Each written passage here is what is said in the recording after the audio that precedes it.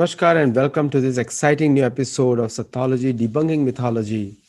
Last week we discussed the framework of Yuga calculation, Yuga Prakarana, and today we are going to go into part two of that series.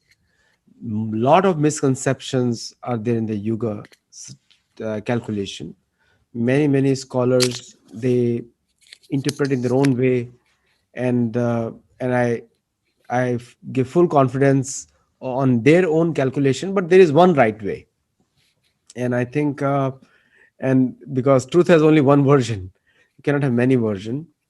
And today we have an amazing friend, Muni, and you'll see a very divine appearance today, and a very famous author and a scholar.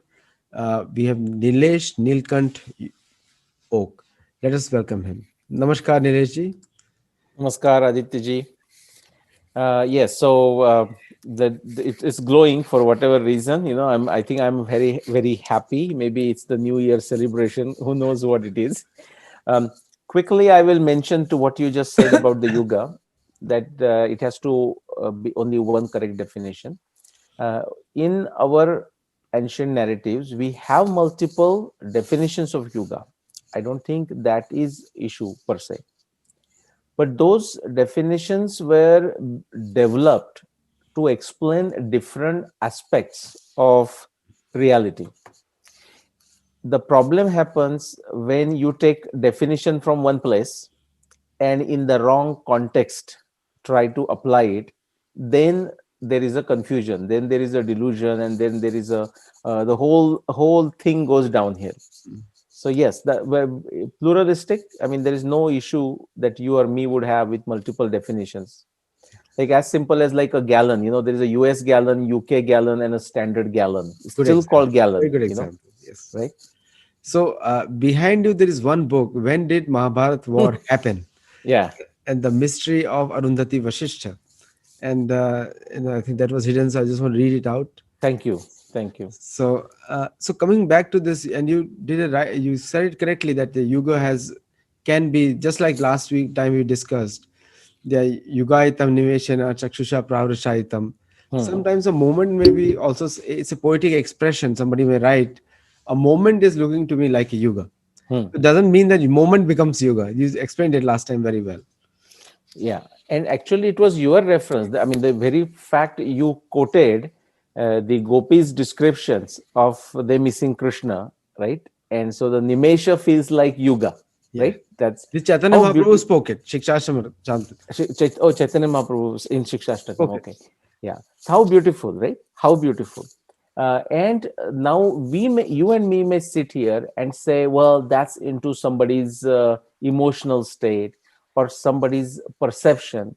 But then to an extent, it's not objective reality, but as a perception, it is a reality. It is a reality for that person. Correct. And so therefore, when we last time talked, we talked about the Einstein's experiment, actually like thinking in a two extreme ways, very psychological one. And I described the framework. I will begin with the framework, why the problem is. And today, out of those four aspects, we will look at one aspect. And within that one aspect, I will cover three different illustrations. So that is the menu for 31st January. So I think the 2021 is going to bring a lot of debunking of a lot of these kind of mythological concepts and bring a little bit more scientific relevance. And I really appreciate that you build a framework. Hmm. And I already told you last time in my private talk to you that I'm going to use your framework somewhere or the other Please, because please. it's a very scientific way of explanation. And since you have also followed Brahma Sampradaya, it is very easy for anyone to appreciate. There is a Yeah. background to it, not just you just did not come up. It's already written in the Shastra. Correct. It is very much in the Shastra. Yeah. And again, the context is important, right? Okay. So do you want me to start sharing? Yes, please, go ahead. Okay. So let's start sharing. Um, just to do you see it? Yes. Okay. So to bring everyone on the same page from the part one that we did. Okay, so we are talking about a Yuga Prakarana, like a Akar versus Prakarana, like that Akar Grantha versus Prakarana Grantha. Akara Grantha can go in all different directions. Prakarana Grantha has a, or Prakarana subject has a very specific objective, and our objective is to understand Yuga. The context, like why are we discussing this Yuga? I described that. I'm going to repeat this.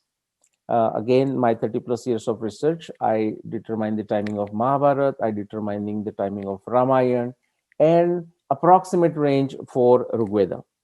Now, these dating was validated, corroborated, scientifically speaking, based on 1,000 plus different uh, pieces of data, empirical, objectively testable evidence from multiple disciplines of hard sciences. All right. Now, in understanding this, we it's very important to understand. And my very young friend and a good researcher, he's a budding researcher, but I am amazed to tell you. And Aditya ji, at some point, you should bring him on Anytime. your He's show. welcome anytime. Yes. Right. He has made some very original contributions, and frankly, in a very short amount of time. I'm going to quote something that he says. This is very relevant in the context of the Yuga. Now, because I'm just repeating it, I'll not spend much time on it. But here it is. As far as the Mahabharata text goes, we know that the Mahabharata happened at the interface of Dwapar and Kali, and then Ramayana happened in the Treta Yuga. That is good. We have no issues whatsoever. Against this, the problem only begins when or if we take only one of the many definitions of Yuga, okay, and try to apply in a wrong context, the wrong context being the context of history. If that particular Yuga cycle, that, and I'll throw the numbers here, we went through that 432,000, twice that is a Dwapar, three times that is Treta, and four times that is a Satyakruta. This cycle is there. This cycle is there in Aryabhatiya. This cycle is there in Surya Siddhanta, and therefore this cycle has come into many Puranas. Okay, so that is there, but that is meant for something very straightforward. In fact, Aditya ji, you and me did one program, if you remember, uh, the uh, the Yuga of a 4.32 million years. Okay, and what is the logic behind it? So that is essentially, if you add these numbers, all the years of Satya Yuga through Kali Yuga, they add up to 4.32. This is only one of the many definitions of Yuga, and it is not meant for historical tracking at all. But someone somewhere initiated this process, and then everyone, for whatever reason, confused the hell out of it, and now we have got a mess. Now, the point I want to bring is this. So, as a description in Mahabharata, yes, it is at the interface of Dwapar and Kali. Ramayana is a Treta Yuga. From this, the problem comes. Like, people will ask me, and this is not a problem, this is not the question they ask me. They ask this question to many other individuals, and they don't have a good answer either. Actually, we have an answer if people are willing to invest time and understand this business. And that's what we are doing. So now the question comes, if the Treta Yuga is like more than million years ago, how come Ramayana is in a 12,209 BC? Okay, and that is our challenge. That is what the, not our challenge. That is what people's challenge. The other problem they feel is also because for calendrical purposes, completely different reasons, and eventually we will get there. The 3102 BC was used as a starting point for a calendar like a panchang, but that is confused with the beginning of a Kali Yuga.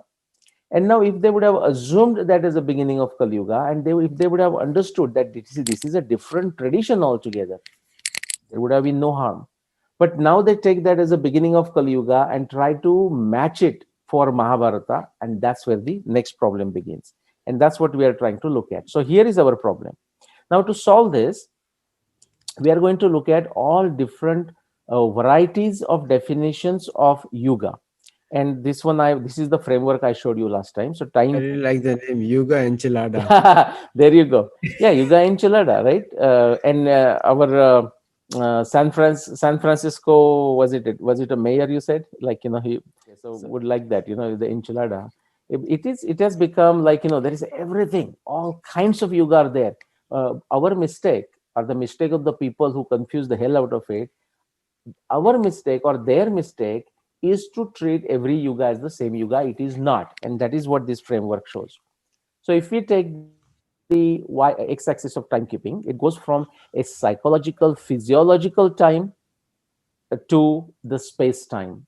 The psychological, physiological time is what Aditya ji, you said that Nimesha, you have to send me that verse by the way. Nimesha feels like a yuga. Okay, that is that area. Yeah, I'll It send you is, that. it is on a karma based and so on psychological state, and this is space time. Then we put a vertical axis of applicability, and we said it goes from a local to global, from contextual to universal. The left side is a karma pradhan, and I will explain today what we mean by that. The space time is the other side is a jnana pradhan. Now, do keep in mind that I'm putting this word crudely to somehow make some kind of distinction. You will find that karma also needs jnana, okay, and jnana, a jnani person also has to do karma to get jnana. So these are not like a very black and white type of distinctions. Okay, it's something that just helps us. And also understand local contextual is a specific for a specific situation, that yuga definition is used, and the one global universal is a generic definition of a yuga, to understand something very broad. Okay, and then I divided into and gave some names so that it makes it intuitive. That's a theoretical framework, that's possibly chronological framework, and that's where we will get eventually. The cultural evolution, like, so this is a philosophical framework, and then physiological or practical framework. Okay, now today what we are going to do is we are going to look at the one that I have highlighted, which is the top left hand corner, the philosophical framework. Now what comes under this philosophical framework? A cultural evolution, or sort of a evolution of something. Okay, it can be evolution of technology, it can be evolution of a language, it can be evolution in philosophy, it can be evolution of our mind, of our body, I mean all kinds of things. Okay, but a philosophical aspect of it. So that's a vichar, therefore I have put the word vichar. And yeah, I showed you this Aditya also gave a name, something for us to remember, like a VASP PPTC matrix, you know. So that VASP comes from Vichar, Achar, Sanchar, Prachar. Sanchar meaning like a tracking. I mean, it has many meanings. One of the meaning is tracking. Prachar has many meaning. One of the meaning is occurrence, like a historical occurrence. Achar is actually behaving, you know, actually that directly relates to your daily life, so to say. And vichar is a thought process, therefore philosophical. Okay, all right, so we will focus on the top left hand corner, and to illustrate that point, I'm going to walk you through three references, in fact two references from two different texts from our ancient Indian narratives, and then one story. Okay, which is also very useful to understand what we mean by philosophical yuga. Okay, so let's unless, I mean, you can stop me Aditya anytime, but let's get into these three examples. Before I get into three examples, do you have anything like questions on anything I said so far, No, or it's okay to no, continue you with put a the framework very nicely, because the thing is, overall, the human capacities evolve or hmm, decline. hmm. I would say evolve can also mean going up or going down. Very true. Yes. So it's not just it always goes up. You know, there is a general assumption in the material world Hmm, it is going up, but hmm. our shastra says manda sumanda matyo manda bhagya dupadruta, that the Kali Yuga is a Correct. sign of decadence. Not Yes. therefore the word you used is perfectly right. Hmm. Yes, Yeah, please go and ahead. correct. And the fact you mentioned, I just used the word evolution, but evolution can be in any direction. Any direction. Yeah, whereas a mainstream, and that means a Western view or Western European view, we can say, is that only we are making progress. Like, you know, that is that linear arrow of time, and we have discussed that some other places, which is to say we were very backward, primitive before, and now slowly with time we develop technology, we develop knowledge, intelligence, and we are the best one. That's not the true. That's not the dharmic view. Yeah. Dharmic view is this cycles of civilization, cycles of evolution, devolution, decadence, and also getting better, right? No, So there is a very famous saying Prabhupada said, Atmate hmm, Banne Manite Jagat. It's a very hmm, common Vedic saying. hmm, I don't know whether it is coming from Rig Veda, somewhere it is coming. okay, That Western European experience hmm, is generally very, call it barbaric. hmm, Their experience is barbaric because they have hmm, seen a barbarism which Indians have probably never seen. hmm, So for that, the temporary peace that they're experiencing, even though they had the two world wars hmm, started by them, hmm. but temporary peace is a kind of progress for them. Ah, But correct, for correct. us, this is a age of Kali Yuga, which is Hmm, quarrel hypocrisy. hmm, And for us, it's going down hmm, because the human experience was higher in the previous times than before. hmm, hmm. Just like in the last slide, you said the European Enlightenment started in 1700s, Correct. and whereas our Enlightenment, Enlightenment cannot, nobody can stop, but we already had enlightened scriptures before that. Right. We have bigger universities before that. Correct. Correct. So, I like this slide which you have put, decadence is very Yes, important. yes, yes. And even just to add to something you said, that and I also say, just make a notes there, Aditya ji. That second verse that you quoted from Srila Prabhupada, you Yeah, also have to send it to me. yeah, Okay, and possibly if you can find the reference. yeah. But that the reason I'm asking is that is also relevant. I mean, and then it would have come into the fourth part, like the last part there, Right. which is to say, because it's not on the slide, I will not talk much about it. But if you hear the words like a Stone Age and Bronze Age and Copper Age and Iron Age and so on, or Neolithic, Paleolithic, Neolithic, Mesolithic, and those kind of descriptions, they do fit into this Yuga model. However, they do fit exactly in the way you described that particular thing, because I mean that those are devised by Western Europeans, and this is not to criticize them in any way. In fact, I'm saying that is also a useful model. It is a faulty model. I'll tell you why it is a faulty model, and actually they are aware of it. They actually give in their descriptions, and when we get there into the fourth or fifth part, we will get there.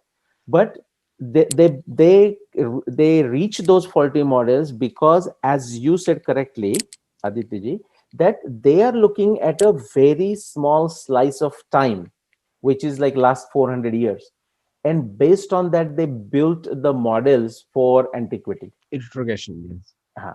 Yeah, right, exactly. They try to over extrapolate too much, and Yeah. that's why those errors are there. Okay, but the top left hand corner that we looked at, a philosophical way of philosophical definitions of a yuga, we will look at three illustrations. The number Before I one, first forget, one.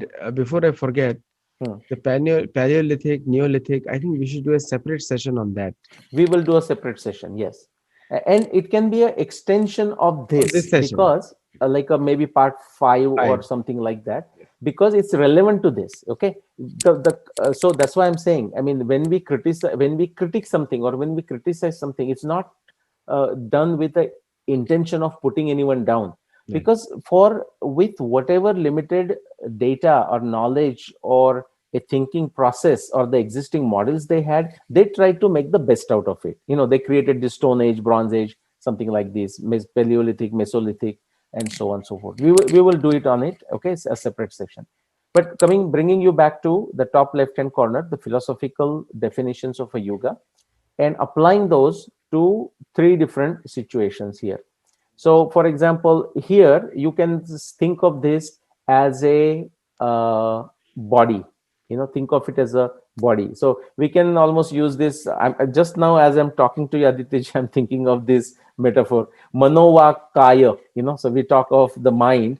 Vak is like the intellect, buddhi, and then the kaya means a sharir. So we can use these three examples. I didn't think about it that way. Now that I'm with this discussion with you, Muni, the another Muni there, on the other side, it's coming to me. So decadence of a human mind and body. Okay, we can just think of this all three, or just a mind. This example comes from Ayurveda. Okay, and it comes from a Charaka Samhita. Charaka Samhita is a wonderful text, very much in a parallel, has got a parallel flavor like Mahabharata, and it is that parallel flavor in this way. Um, One Ayurveda practitioner, Dr. Madhuri Patil, she, I think, happened to see my talk on the Sushruta Samhita and the dating of Sushruta going back to more than 8,000 years.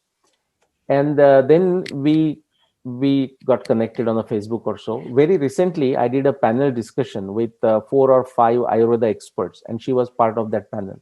But she was instrumental in educating me on Charaka Samhita, because I had heard about Charaka Samhita. Actually, I had one copy of it, but because of my research focus on something else, I had not gone there. But I mean, Charak Samhita also has very much like a Mahabharata. It almost has anything that you want to look for. So anytime I will discuss a subject and she says, well, that's there in Charak Samhita. Just like you and me will say, oh, that's there in the Mahabharata, almost like that. Okay, so this is from Charaka Samhita, the section called Vimana Sthana, and then within that, the third Adhyaya and a 24 Shlok. I will not go through reading the whole Sanskrit part, but let me see if I can just highlight some words. Okay, let's see. Yeah, for example, again, only maybe you can read those, or when Tu our audience Krita looks Yuge at on ke YouTube. Yeah, Kruta Yuge, right? Shanti Yeah. So, for example, or Yuga Varsha Pramanasya and so on. So there is this some discussion going on the Yuga, and I'll just leave it at that. We'll get into the translation. It says in early times too, no, this is a Charak Samhita, a Ayurveda text, a very hardcore Ayurveda text. It says in early times too, no undesirable consequences arose except from unrighteousness. During the initial age, Krita Yuga, people were having prowess like the sons of Aditi, God, exceedingly pure and with vast influence. And Same so on. shloka is there in Mahabharata also. Same. Ha, ha. Similar. Okay. I mean, all Right, the right. contents are there. Yeah, definitely. Is it in like a Shanti Parva, Anushasan Parva? It is. I quoted in my last book, Okay, Yudhishthir, but very it good. is in the. It is in the Anushasan Parva. Yeah, that would explain. That would explain, because the whole Shanti Parva and Anushasan Parva is about like a discussion of a knowledge of every aspect, right? So a lot of things have come there. Yeah. Okay. So, but you see, so the Markandeya Rishi is telling this to Yudhishthir. that would be in the Vana Parva more than Vanaparva. likely. It's a Vana Vanaparva, Parva. not Shanti. Yeah, Vanaparva. then it will be Vana Parva, right? So here the takeaway is that at one point it says Kruta Yuga had like people were more stronger, taller, good health, no issues, and so on. But it's also interesting that even at least the Charaka Samhita, it's like in the beginning of Kruta Yuga, at the declining of the Kruta Yuga, due to over receiving, there arose heaviness in bodies of these wealthy persons. Heaviness of the body led to fatigue, lassitude, holding, and greed in successive order. So even Kruta Yuga, see, Kruta Yuga also, when we talk of a certain Yuga, we are doing generalizing it. Okay, but we have all these vices maybe in a lower amount, but they're also there. Just like you see the descriptions of a Swargaloka, and there is someone carrying somebody in a palanquin, meaning there is palanquin bearer too, in the Swarga also. So, anyways, just I'm using that See, as a metaphor. all the four yugas have all the four called dharma. Like the four legs of dharma are always there, Yeah. but one big is prominent. Hmm. So, but the other remaining three are also there in every. They are also there, correct? They're Right? also Yeah. there. And so, same thing will say the vices are there, but they are almost non-existent. Non-existent. Yeah. Just like we will talk about, say, some place, which is much clean, like we think of Singapore and say very, very clean. Doesn't mean there is no garbage put in there, or Otherwise, there sometimes we won't be want. strict laws. Correct. There you go. Right. So idea here is that this is a description of, this is the usage of a Yuga framework to explain how the decadence of the human body and mind took place over a period of time. Again, let's go back to that samashti, the generic, the uniform one definition, a period of time. That is what yoga is. Once we get into individual pieces, the definition changes. So here it is used for a human body, human mind. And it continues. And it says, I will not again read, but yuge yuge dharma pada kramena nena hiyate. And what it is saying, we'll get into translation. Samvatsara shate. So there is the element of time. Purne yati samvatsara kshayam. For every 100 years, that 1 year of longevity is reduced. Okay, that is what it's saying. So just a quick translation: in yuga after yuga, a quarter of righteousness is reduced. That is what we hear all the time, anytime the discussion of yuga comes, along with the similar reduction in the qualities of living beings, leading finally to dissolution of the universe. After completion of 100 years, there is a loss of 1 year in the lifespan of the living beings in respective ages. Now, see, this is given on a philosophical level. The important point is not that there is a reduction of 1 year in 100 years, but sometimes that is how people will take it very literally, and again they can create a chaos. All it is saying is that there is a degradation, there is a decadence. For example, a good recent data, that's something most people know, Aditya ji, I'll bring it up, that they are saying that the current young folks, meaning let's say those who are less than 20-year-old, their average, I mean, longevity, first time in the human history, per the Western models, let's say, will be lower than the longevity of the generation before them. Now, this is again a Western model, I'm saying, looking at a very short period of data. But the point being, based on limited data, they have said, okay, if you go back, say, 1,000 years, the longevity was only 24 years, 30 years, 40 years, and so on. And there are some data issues and some realities also, like epidemics came and people were just gone. My point is, this is a direction, this is to be understood directionally, that over a time period there is a decadence, and which means there is a reduction in longevity. Not to exactly say, oh, therefore because they say in every 100 years there is a 1 year reduction, oh, so how much exactly would happen and how would that explain 4,000 years ago? No. If somebody goes there, then that this yuga business, especially philosophical definitions of yuga, are not for that person. That person should simply stick to a guru and just follow guru's advice and just do the things, not do independent thinking. I would say. Okay, so this is our first example coming from Ayurveda, where the foundation or a concept of yuga is described to the decadence of a human mind and a human body. Okay, let's go to the second one. Now, I'm not, this is decadence of a mental state and action. Now, this is not over a long period of time. This can happen to any one of us in a given day, in a given week, in a given month, in a given year, and even a given lifetime. Okay, what I'm going to show you. So this is the second type. Okay, another illustration we are taking. Again, we are looking at the philosophical definitions of yoga, philosophical applications of yoga platform, yoga foundation, to explain things, to comprehend things. So what does it say? It comes from Aitareya Brahmana. Okay, these for every Vedas, you know, they have the Samhitas, and to understand this while doing a yajna or otherwise, you know, there is a Brahmana literature. Okay, and so this Aitareya Brahmana, and from that, the Panchika number 7, Adhyaya 33, and Khanda 15, you get this verse. Aditya ji, would you like to say it? This one is like pretty clear, like Kali Shayano Bhavati Sanjiha Sudvapara. So it's Atreya Brahmana, again Chairavati. That is the one. Yeah. Yeah, because this is the position of a speculator. Yeah. And so the concept here mentioned is think about it. And this comes in the context of a Rohit and Harishchandra. Correct. Yes. Yeah, right. It comes in Yeah. the context of Rohit and Harishchandra. So Kali Shaya, for the benefit of our audience, Kali Shayano Bhavati. This saying, again, remember, this is a philosophical definition. If you are sleeping, or when you are sleeping, as if you are in the Kali Yuga, Kali, whatever you want to call it. Sanji Hanastu Dwapara. When you wake up and you are sitting, now you are in the Dwapar Yuga. Uttishta Treta Bhavati. When you get up, you stand up. Now you are in a Treta. Okay, Bhavati. And then Krutam Sampadyate Charash. Like when you start walking, now you are in a Kruta Yuga. When you start doing action. Chara. It's a motivational talk also. Think about it. Absolutely.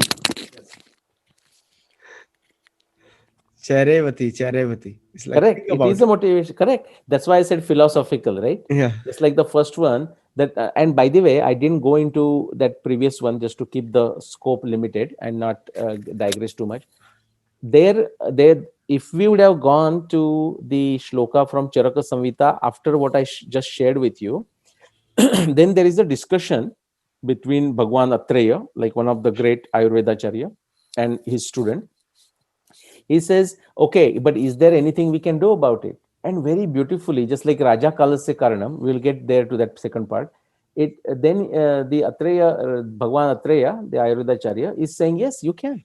He says, like, how you take care of your body, how you take care of your mind, what you eat, what exercise you do, what meditation you do, that can take your existing body and improve it, or of course lead to a destruction if you don't do or have a bad habits. So you, it's just like Raja Kalasya Karanam, Raja, and we'll talk about that second part next time. Raja can bring a certain type of yoga. By taking precautions, you can change the body. That is where I said the left side is a karma pradhan, just like this one is a karma pradhan. As you said very correctly, this is like a motivational talk, right? It is encouraging people to do the right things. So he Correct. says, therefore, charayveti, man, keep doing action, keep doing action. And therefore, I said that left side is a karma pradhan in that framework. Okay. So this is our second type of second illustration of that philosophical definition of a yoga. Now I will Atreya give. Brahmana here is saying, Yeah, go chew ahead. on it, chew on it, like Yes, think about it, correct. meditate Think, on it. meditate, contemplate, think, right? That is why philosophical, right? Now what happens is, if somebody takes this definition and tries to apply that to say Mahabharata Ramayana, to kya hoga? I mean, what will happen? Actually, I'm going to show you in the next one, because again, They're going to philosophically they're you going can to apply. create a mythology. Uh-huh. Otherwise, you will create mythology, meaning if you don't understand the takeaway, the right lesson, right meaning, that is a true takeaway, you will misunderstand. Just like 4.32 million years of Mahayug in Surya Siddhanta, it is purely meant to explain the precise and accurate orbital periods of planets, guys. Right. That's it. Don't apply to understanding history. You will make a mess out of it. And guess what? We don't have to predict. People have made a mess out of it. Okay. Huge, So huge. this, yeah, huge. So this is our second example. Now we'll take one more and we will stop. Okay. So now decadence and unification of Daivi and Asuri Pravritti. Okay. So that's, as is again, it's purely philosophical, applied to Krita, Treta, Dwapar, and Kali. Hmm? And so now if you go to 16th chapter of Bhagavad Gita, we have these Daivi Pravritti and Asuri Pravrittis explained. Okay, so Daivi Pravritti, Krishna explains to Arjuna, and then Asuri Pravritti. Uh, I am very confident, Adityaji, that you would be familiar with this story, but and I had heard it, I would say, distantly, but I had not remembered. So actually, I had forgotten. That's what I will say. So just a few days ago, like I know the exact date, 25th of December, that happened to be Gita Jayanti, coincided with 25th December this year, and there was a international. Oh, we did our Gita shloka competition, right? That day Yes. for children. There was an international conference on Bhagavad Gita on that day, and there were 30 plus different international speakers from all over. It was a Zoom based conference because of the COVID. The conference was organized by a team in Indonesia, and I was invited to speak during that time. And but I was so fortunate to listen to some of the other folks, and this person who told this story, and I'm going to tell that story. He is from he's actually now, I think, retired, if I'm correct, a retired military personnel, like with a rank officer of Indonesian army, and he gave a speech and he told the story, and it kind of caught my attention, maybe because I was preparing for this Yuga presentation. I don't know. Beautiful story. I'm going to tell that. I wouldn't be surprised if you already know it. So what he said, of course, this is a story, and this is like a parable, okay, metaphor, simile. This is how it needs to be understood, but very beautiful. He said, in the Kruta Yuga, the devas, that is a representation for the good behavior. I'm simplifying it. And then asuras, okay, representative for a bad behavior. Just simplify it. He said during the Krita Yuga, they lived on different planets. so so there was no, there was no fighting. They lived in their way, they were happy in their bad way, but they were happy because there was no conflict. They were not aware of what other behavior can be, so to say. This is again, remember, it's a parable. Then he said, now connecting with our Ramayana and Mahabharata, and therefore it's very important we understand this as a parable. Then he said, in the Treta Yuga, which is the time of Ramayana, the Daivi pravrittis and Asuri pravrittis were now on the same planet, but two different countries or two different places, which is to say Ram in Ayodhya and Ravan in Lanka. Okay, that is the Treta Yuga Ramayana. So now the Daivi Pravritti and Asuri Pravrittis are separated, but now they are on the same planet, but in two different countries or two different places. Let's fast forward to Dwapar. He says now, which is talking of Mahabharata, he says the Daivi Pravritti and Asuri Pravritti are in the same family, the Kurus. Okay, the Kauravas versus the Pandavas. So he says now they are come very, very close, and you see what happened there. In Treta Yuga also we saw what happened. And then you can easily take a guess where that is going to go. He says in Kali, both Daivi Pravritti and Asuri Pravritti, you don't have to go anywhere. They both are there in every individual, every person. Okay, and that's why we get those Daivi Pravritti, Asuri Pravritti. That is the internal fighting that is going on in every human being, and of course every family, every society, every country, and we can talk about this.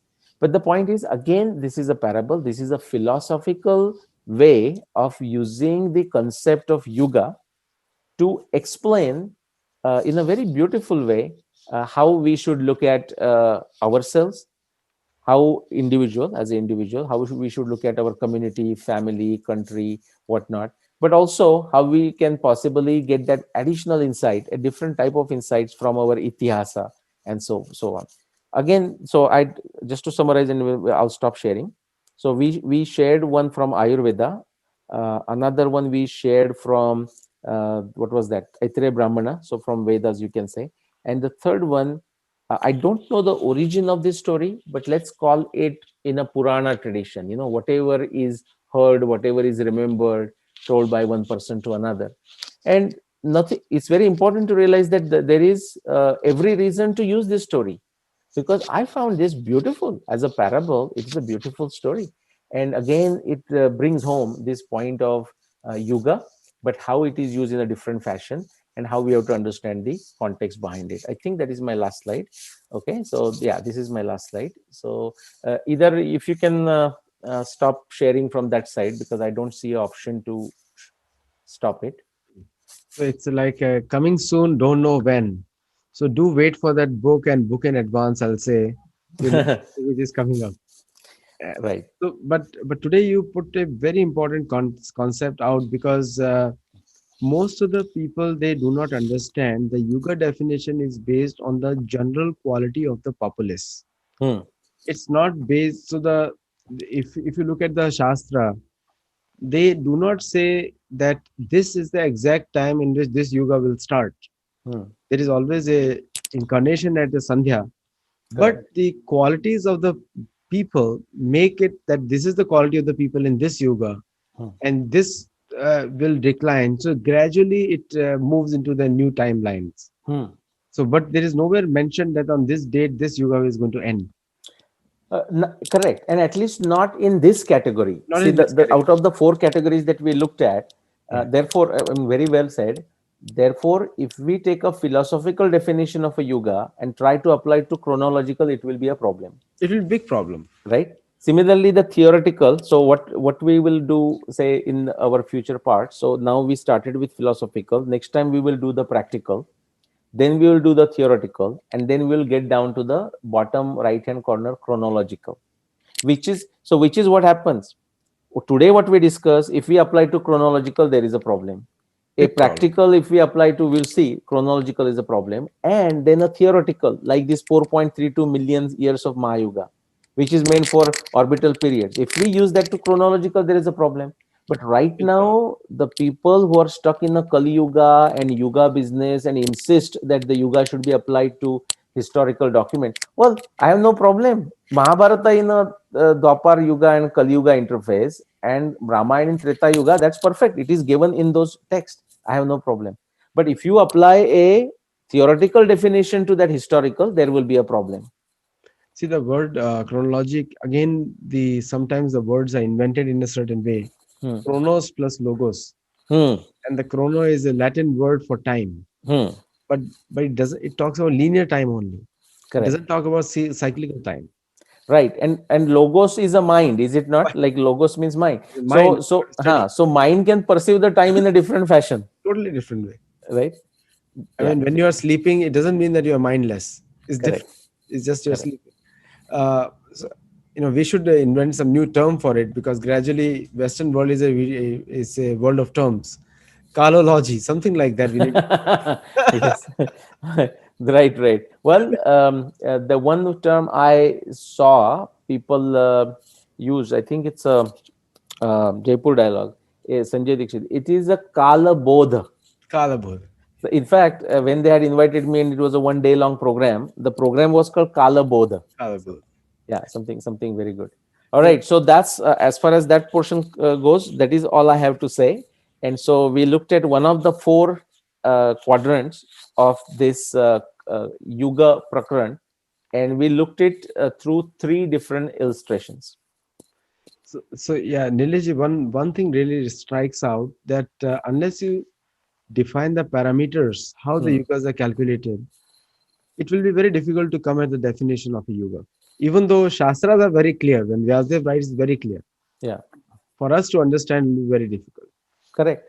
And And also, again, just within the time also, I don't know if it was in our call or somewhere else. I'm trying to think. But for example, like when in Ramayana we hear the descriptions such as Rama ruled for 11,000 years, or Dashrath was 60,000 years. Okay, many of our great acharyas have already given explanation. Of course, it is there in our ancient narratives. For example, Ahareva Samvatsara, like depending on the context, 1 day is to be taken as a 1 year, or 1 year is to be taken as a 1 day. mhm, In Mahabharata, sometime we will bring that, maybe not as a part of this series. Bhima is saying after 12 months are gone by, 12 months in their vanvas, he says Shastra says that in a particular context, certain context, you can take 1 month as a 1 year. We have already gone through 12 months, which is equivalent to we have gone through 12 years. Let's go back and kill them, kill the Kauravas.